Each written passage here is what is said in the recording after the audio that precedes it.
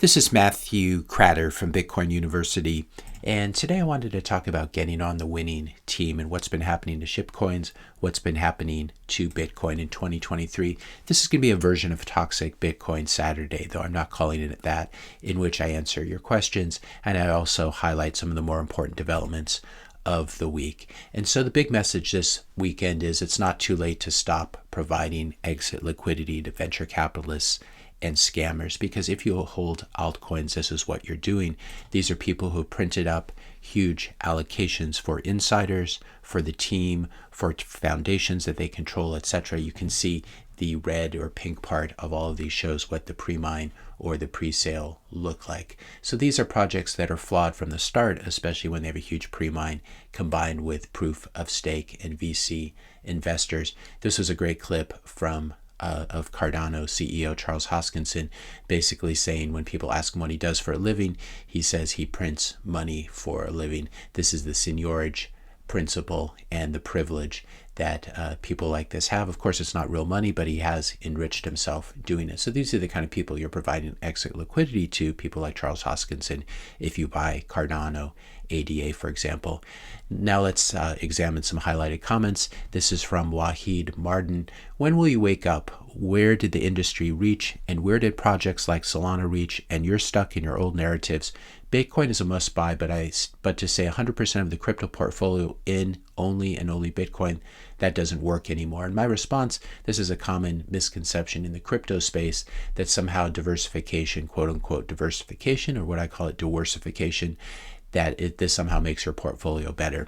There's no such thing as a crypto portfolio. There's Bitcoin and then everything else. Hey, look, I hold 40% of my portfolio in dark chocolate, and then I've diversified into 20% in dog crap, 10% in zebra crap, 30% in elephant crap.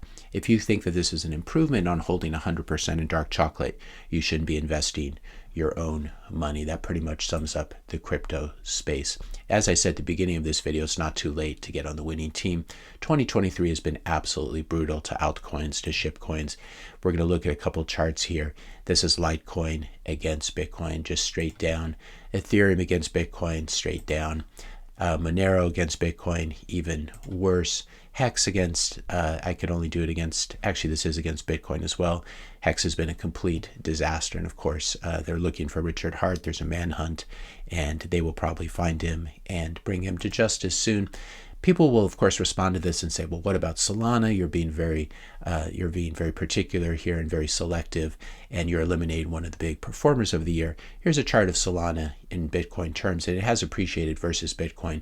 But what you're comparing here is you're comparing a highly centralized project that's controlled by insiders. This is the kind of project that in February of 2023 of this year, the whole thing went down. The whole network, it's been going down for years and years and years, had a huge outage in February of 2023, and then they did a coordinated restart. This is not a decentralized protocol.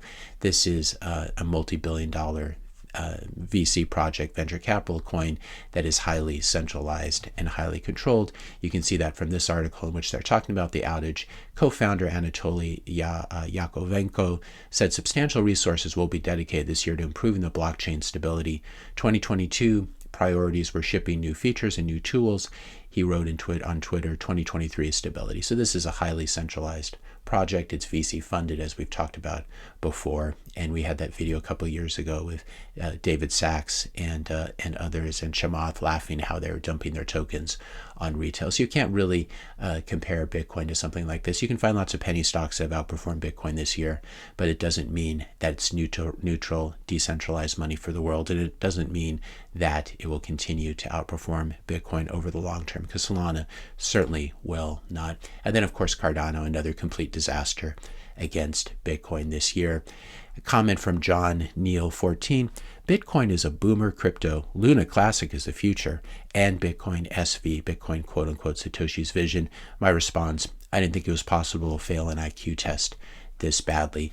BSV, Bitcoin Satoshi's vision, has been a complete disaster. It's been going down against Bitcoin, for the real Bitcoin BTC, for years and years and years. If you take a look at some of the more fundamental metrics as well for Bitcoin SV, for BSV, you can see here that the hash rate has never recovered to 2017, 2018 highs. It's just, this is not what you see in a healthy network. It has a very low hash rate as well, and so it'd be very easy for Bitcoin miners, BTC miners, to attack this protocol as well. The hash rate's gone nowhere for a decade, or for, call it 8 years in BSV. If we look at the hash rate for Bitcoin, it's been straight up, and especially in 2023, it's been unbelievably strong. We can see here in 2021, this was the crash in hash rate when China kicked out the Bitcoin miners, and now it's just, you can barely see it on the chart. It's amazing how Bitcoin's hash rate has moved up. So if you could have reasons for being bullish on BSV if you didn't know the history of the protocol,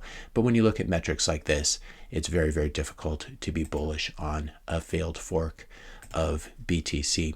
Comment from Dimitru 8536. Ethereum is a better commodity than Bitcoin. ETH will also get an ETF in the future. My response: a crypto with a roadmap and a leader and lots of hard forks is not exactly a commodity, and it's also not exactly neutral money. If you're enjoying this video so far, I just ask you to hit that subscribe button. That will really help out this channel's reach and my educational mission. Hit the like button, leave a comment, question, topic maybe for next Saturday's Toxic Bitcoin Saturday, and also share this video with a few friends. Now I wanted to turn to the macro front and the latest insult from the authorities. We heard from them that there's no inflation. Okay, inflation is low. Inflation is transitory. Here's an article from July of 2021 saying that inflation's silver lining, higher salaries. In other words, inflation is good. Well, I think the latest inflation propaganda dropped this week, in which if there's inflation, it's your fault because you keep buying things. This is really the ultimate in stupidity. And of course, no one in this article mentions the central bankers and their money printing as a source of this inflation, not just regular people buying things. So this is one of the worst things. This is almost like a Stockholm syndrome, where the central bankers, they kidnap you and they beat you, and then they tell you it's all your fault. A comment from Fudmotten: MicroStrategy has bought more BTC. They're a hodler. They are also quite a whale. This makes me wonder what happens if big institution and funds buy up all the Bitcoin in circulation. How will mining continue to work? If no one is moving BTC around, then there are no transactions to mine. That would lead to a loss of profitability in mining, loss of hash rate, and ultimately the death of BTC. Of course, this is ironic because as MicroStrategy has been buying, the hash rate of Bitcoin has actually been skyrocketing. But this is a reasonable question. What is to prevent that? And my response is this has never been a problem in any scarce market, including scarce beach, real estate, gold, rare coins, rare paintings, etc. There's always movement in transactions. Even hodlers sometimes move their BTC around from one cold storage solution to another. I'm speaking from experience here. If miners unplug because it is too unprofitable to mine, the difficulty adjustment will kick in and make it more profitable to mine. So this is not a concern at all. Comment from Duarte8546: if the demand for Bitcoin stops, its value will be nothing. And that is indeed true. That's true for Bitcoin, and it's also true for every other asset. However, with Bitcoin, it looks like demand for Bitcoin keeps going up every single year for some strange reason. So I don't think this is something we need to worry about. A comment from Ugly4877: could you talk about BTC plus finance? And I think he means personal finance. Time is rushing onward, and my kids are now young adults. How do I lighten their impossible fiat loads without selling BTC? I suspect rich people know how to do this, but I don't come from that kind of background. My response is I think the best thing that you can do is to teach your kids how to use Bitcoin and Bitcoin-related tools, as well as encouraging them to develop skills that can be used to make money, i.e. earn Bitcoin in the future. Also encourage them to save in Bitcoin and learn how to custody their own BTC in cold storage. Giving young adults free money outright is usually a mistake and creates dependence or dependency. You could try doing matching. So for example, for every $10,000 they make, you can give them $10,000 towards a deposit on a house or something like that. Also emphasize how important picking the right spouse is for one's future. You can borrow against your BTC if necessary using a service like Unchained.com. There are risks of a margin call or the inability to roll your loan once it expires, so it's not a risk-free thing to do. So that's my response, sort of the personal finance of the day. Comment from Hugo Adame 2317: what are your thoughts on Tangent Wallet in the overall safety spectrum? My response: I like to stick to Bitcoin-only wallets like Blockstream, Jade, or Coldcard. If you use a wallet that supports altcoins, the attack surface is much wider, and you're also helping to support the shitcoin ecosystem. Question from Ideal Drugs. What if BTC is shown to be created by a foreign government? How might that affect your outlook? No, it wouldn't matter is my response. It wouldn't matter, just as it doesn't matter who invented the wheel, the computer, antibiotics, etc. They're now a property of the world. Bitcoin is open source visible code, so we can verify that there's no backdoor. So this is not a concern at all. Comment from Lasky. Hilarious to see libertarian Bitcoin maxis cheerleading the SEC. This behavior exemplifies the problem with the free market. People will always betray in their self-interest. My response, all honest people are against scams like Cardano, for example. Only stupid people and scammers are not. The SEC is part of the free market. It will be interesting to see if Cardano can survive its assaults. I know that Bitcoin can. An outburst from Gordy Hydro 5774. Bitcoin maxi BS. Did Satoshi realize how much electricity miners would use and the cost to mankind? It's pretty funny to hear shitcoiners so concerned about the environment.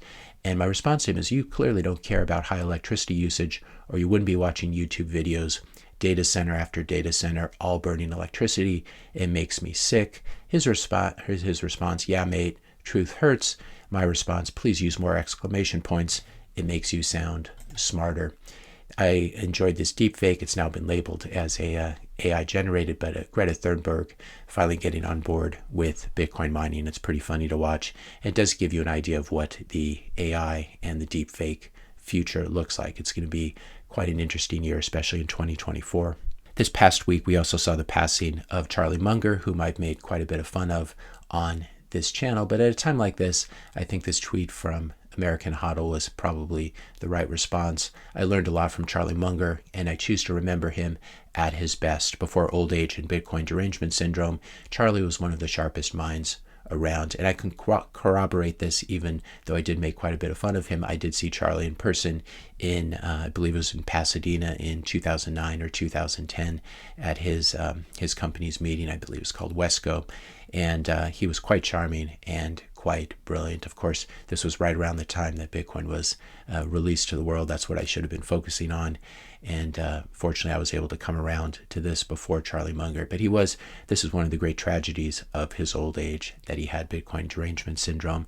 And he wasn't able to follow his own precepts in terms of keeping an open mind when it comes to new data and new evidence and new tech and the world changing. But I'm not going to trash the guy, and my condolences do go out to his family for his death. Finally, an announcement: I will be speaking at Nashville Bitcoin 2024, which is in Nashville next summer, July 25th through 27th. I enjoyed meeting a lot of you at Pacific Bitcoin in LA and Santa Monica a couple months ago. And I think this is really the biggest Bitcoin conference, I believe, in the US and maybe in the world. So definitely looking forward to seeing many of you there.